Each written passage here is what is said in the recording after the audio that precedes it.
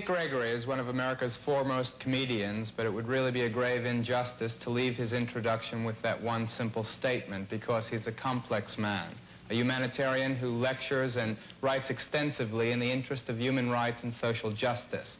His comedy doesn't just make people laugh, it makes them think as well. Please welcome Dick Gregory. Thank you.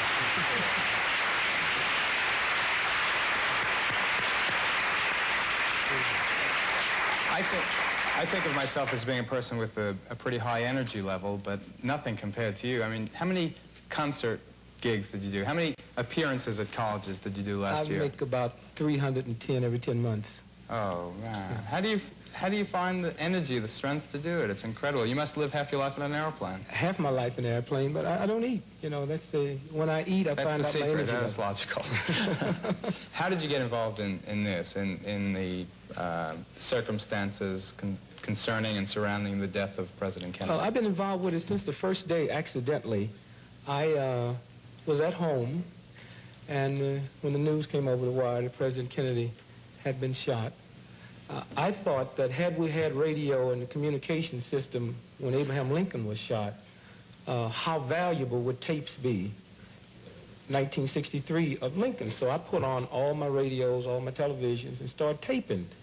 About 4 hours into taping, I start hearing the same people being interviewed again, and what they said the first time had changed.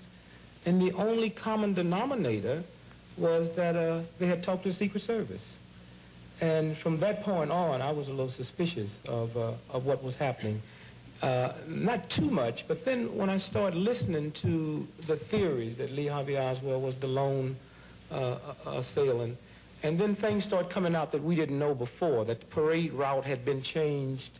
And then when you find out that Lee Harvey Oswald, the day that President Kennedy made the announcement he was going to Dallas, and right after that, he got a job at the book depository. Now, if the parade route wasn't planning on going that way, then he had set himself up in the wrong location, or he knew something. Now, if Lee Harvey Oswald do not have the ability and the power and the rank and position to change the parade route, then who did? And from that point, I started, you know, really looking into it. I met a very brilliant gentleman in London at the time named Ralph Shunman, who had also been looking into it. And as I started meeting various people that was looking for something else, I found out that there was a whole occult out here that didn't believe it. But we just kept looking and kept waiting for the press. And then when they said they would have the Warren Commission, they stopped everything, because we knew that these loose ends would be tied in, and they never were. I want to introduce another guest we have, Robert Groden, who was celebrating his 18th birthday on the 22nd of November in 1963. He was profoundly touched by the president's death, and he desperately wanted to understand how it could have happened. For 2 years, he, like most Americans, believed in the official version, the Warren Commission version of what happened, but the day he first saw that 8mm Zapruder film, that amateur film that was made, that was the day he stopped believing. Robert, welcome, and I wish you could set up the Zapruder film a bit for us, and we'll get right into it. Okay. Abraham Zapruder was a Dallas dress manufacturer, and it was pure accident that he brought the camera with him that day. He almost didn't. And he was looking for a good vantage point, and he picked a point on Elm Street in Dealey Plaza in downtown Dallas. As the motorcade passed in front of him, he got what is frame for frame the most valuable historical document of all time. It's become very chic among television producers to put a disclaimer at the head of any film. The film you're about to see might be shocking, it might be horrifying, you might not want your kids to watch it. And I think the unfortunate net effect of that is to make more people watch it. Well, I'm telling you right straight out that if you are at all sensitive, if you're at all queasy, then don't watch this film. Just put on the late night movie, because this is very heavy. It's the film shot by the Dallas dress manufacturer Abraham Zapruder, and it's the execution of President Kennedy. And Bob and Dick, would you please narrate what we're seeing as we show this film? This is commercial footage leading into Dealey Plaza. This is the car on Main Street. So this film was taken by actual newsmen. This was spliced together with the Abraham Zapruder film. Yes. All right, so this is the beginning of the motorcade. Okay, what you're seeing now is in slow motion so that you can grasp what is happening. This is a film taken by Marie Muchmore that leads into the Zapruder film. It's for time continuity. The president is waving to the crowd here. And Jacqueline Kennedy, of course, is sitting alongside him in the open car. Right. This is from Orville Nix's film. This is originally 8mm footage. And they're heading now toward Elm Street. They're on Houston Street now. They're going to make a left-hand turn. It's on the corner where they're going to make the turn there that the book depository was. Now, this is the Zapruder film. Okay, so the cars are coming along now into Dealey Plaza? Yes, these are the lead motorcycles of the motorcade. All right, now with the president and Mrs. Kennedy is also Governor Connolly. Right. Now, before he goes behind the sign, the president is waving to the crowd. When he comes out from behind the sign, he is shot. Then Governor Connolly is shot. He's already been hit. He's already been hit. And now? At the bottom of the screen, the headshot. That's the shot that blew off his head. It's the most horrifying thing I've ever seen in the movies. Now, the Warren Commission said that all of the shots were fired from behind by Lee Harvey Oswald, a lone assassin, firing at the president. And as you could see, clearly, the head is thrown violently backwards, completely consistent with the shot from the front, right. Now, this is an extreme blow-up of just the president from the film. All right. Coming out behind the sign, he's shot. He's hit from He's hit here. From the front, too. From the front. Now, Jackie doesn't realize what's happened yet. She goes to his aid. And now? He's hit from... Again, the violent backward motion, totally consistent with 80% of the witnesses, which said the shot came from the grassy knoll in front and to the right. It's interesting to note how many people is running towards where most folks thought the shots came from. The head goes backwards in the next film from the other side of the street. Oh, God, that's awful. That's the most upsetting thing I've ever seen. We'll talk about it in a minute.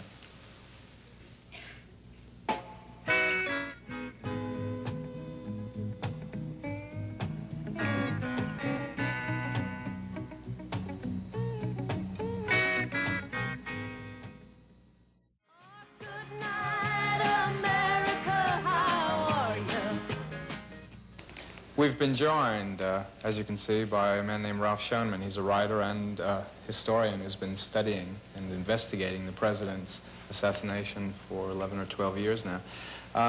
Ralph, I wish you could start by giving us the Warren Commission version, the official version, the version that so far has been written into the history books about what happened, and then tell us your reasons for feeling that that was not the way it really happened. Well, Geraldo, as you know, the official view is that Lee Harvey Oswald is the lone assassin and fired all the fatal shots from behind. The film that you've just seen is the irrefutable answer to that fiction. But beyond that, the actual testimony and the exhibits of the Warren Commission are at one-to-one contradiction to the official report. And that concerns all of the principals, Jack Ruby, all of the people that they interrogate.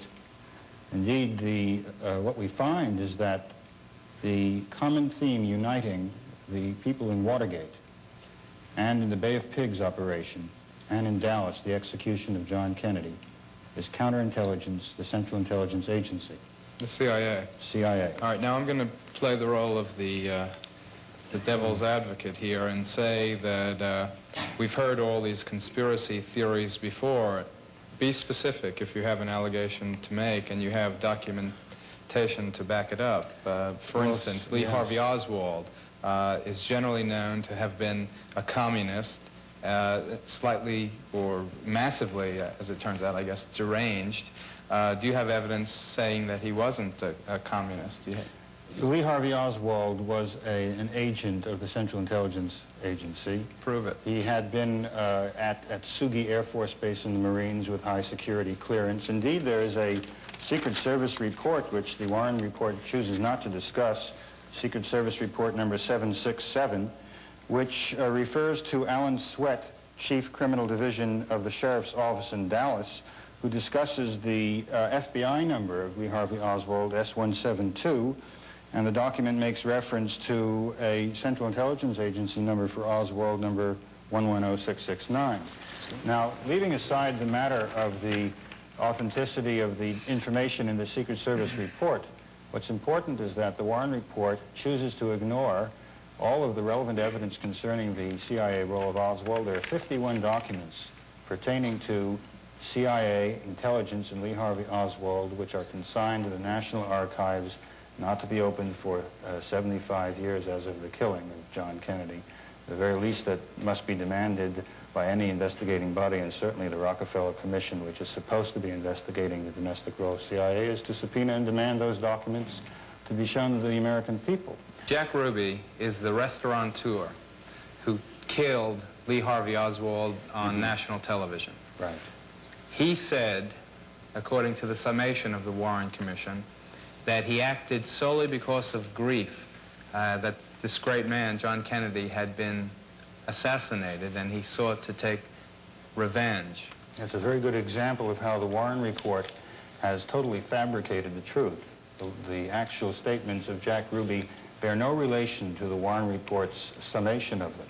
In Volume 5 of the very exhibits and documents of the Warren Commission, we find the verbatim testimony of Jack Ruby. And in that testimony, he states that he can't tell the truth in Dallas. He wants to be taken to Washington. He says, "You'll never see me alive if you don't get me out of Dallas." He says that to... Yes, he says that to Chief Justice Earl Warren and to Gerald Ford and Leon Jaworski, who were present at the time. They were on the Warren Commission. Ford was a member of the Warren Commission, and Leon Jaworski was one of its counsels. Now, in this discussion, Ruby at one point states, "You could say that Lee Harvey Oswald didn't shoot John Kennedy. Jack Ruby did." He says, "You'll never see me alive again if you don't get me to Dallas." That's verbatim This is testimony? from the testimony, it starts pages 181, goes to 212, volume 5. And that's not only the testimony contained in the exhibits of the Warren report, but we have the testimony of the doctor of Jack Ruby, who has disclosed the documents that he had prepared about his discussions and his treatment of Ruby. And it was published in the London Sunday Times this year. And these documents are a report of a series of confidential examinations carried out on Ruby while he was in Dallas County Jail. And Ruby states categorically that he was involved in a plot to kill John Kennedy, that he shot Oswald upon receiving a phone call from Fort Worth. And he says his last words to the doctor were, I do not want to die, but I am not insane. I was framed to kill Oswald." Now, Ruby, according again to official history, contracted a cold while in prison, and approximately 24 hours later he died Of lung cancer. Of lung cancer, right. Rather an extraordinary timing, considering that he was just about to have a hearing in which his sanity at the time of the murder of Oswald was to be assessed, when Ruby would have had an opportunity in public court to advance his views as he attempted to express them to the Warren Commission. Your basic point is that the CIA is the common denominator linking all these people together. Well, that's not a question of my point. That's what the FBI reports and the commission documents and exhibits show. Have you told this to anyone in an official power For position? starters, I told this to Charles Olson, an investigator for the Rockefeller Commission. The commission investigating the CIA? Yes, the official commission from which we do not expect great things, but we do intend to embarrass them with the facts, and of course to present this data both to congressional committees and across the United States, to college audiences and to the public as best we can. The Central Intelligence Agency, particularly counterintelligence, constantly appears in the lives of these disparate people. They're all connected to it. For example, when James Angleton resigned as head of counterintelligence on Christmas Day, he made the rather extraordinary statement quoted in the New York Times on December 25th. He said, "There were many rooms in the mansion. I wasn't privy to who struck John." Well, I think we ought to know who he thinks was privy to who struck John. Thank you. It's very unsettling. Thank you for being on the show. I might say, just as an addendum, that we tried to get a spokesman from the Rockefeller Commission to come on the program. They said it was not propitious to comment at this time. We'll be right back.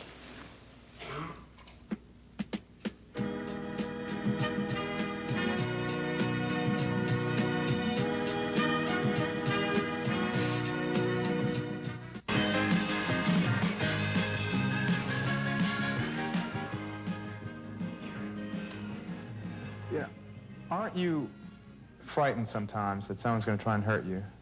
No, I tell you, I have a wife and 10 kids, and if something happened to all of us, America is bigger than we are. And if the assassination of President Kennedy is reopened and the truth is found out, my family and myself is very insignificant. What scares me the most is the amount of decent American people who have called me, who sent me letters, who meet me in airports and say, wow, I heard about what you're into, they're going to kill you. The fact that we live in a free democratic society, and our super subconscious, we admit that there is an organization that will kill you. And I would say that I'm outraged, not at the CIA, not at the murderers. I'm outraged over the fact that the American press should be doing what we are doing today. There are thousands of researchers that have as much, if not more, than what you heard us say. We were just fortunate enough to wiggle it through and slip it to the American people. And I would like to see the American press, even the press that say everything we have is not true, to come out and do the research and let the American people know, was it a trick, was it a conspiracy, and let's open up the Warren report. Let's talk about a new investigation for the 200th anniversary of America. And if we don't, I think this country's going to be in a lot of trouble. Well, I think I agree with you. When I had finished reading through the recent news stories on the renewed interest in the assassination of President Kennedy, because there is real renewed interest, my first response was to ask if there was any new evidence that either a conspiracy existed or more generally that Lee Harvey Oswald wasn't acting alone on that November day in 1963 when President Kennedy was killed and the New Frontier was closed. My reaction now, after listening to Dick and to Bob and to Ralph and seeing that incredible and very horrifying film, is to ask what's wrong with the old evidence. The official explanation of the Warren Commission that Oswald was acting alone is just so difficult to reconcile with the evidence that exists today. Now, if you can remember back and be honest to when all these theories about conspiracies first came out in the mid-60s, then we treated the researchers and the people doing this investigation as kind of paranoid kooks. I mean, let's be honest, that's the way it was. But now we've all lived through the Pentagon Papers, Watergate, dirty tricks, and even the allegations, and I stress the point that they're only allegations, that the CIA and the FBI, institutions that are so solid in American history and the fabric of American society, have engaged in illegal operations against American citizens. Well, because of all that, I think that most people are now more willing to listen to opposing points of view. I think one thing is certain. There are just too many loose ends. John Kennedy was murdered, and we at least owe him the duty of doing everything possible to find out who all was involved. Now, possibly, just possibly, the Warren Commission was right, and it was just the act of a single madman, however unlikely that seems now. But what if it wasn't? With the perspective of more than 11 years of history between then and now, an intensive official investigation could and should be launched. Even if there's just one chance in 1,000 or even one chance in 1,000,000 that the assassination was more than we were told it was. That's it for now. Dick, thank you very much for being with us. Thank all of you all for being here and for watching. I want to thank Raquel and all the guests that we've had tonight. The next edition of Good Night America is on the 27th of March. Until then, peace and good night, America.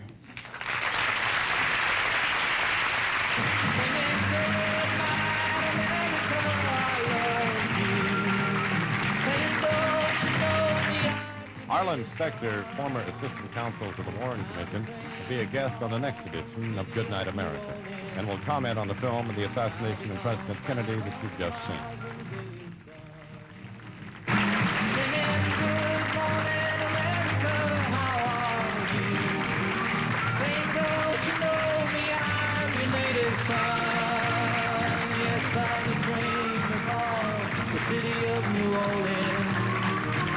I'll be gone 500 miles when the day is done.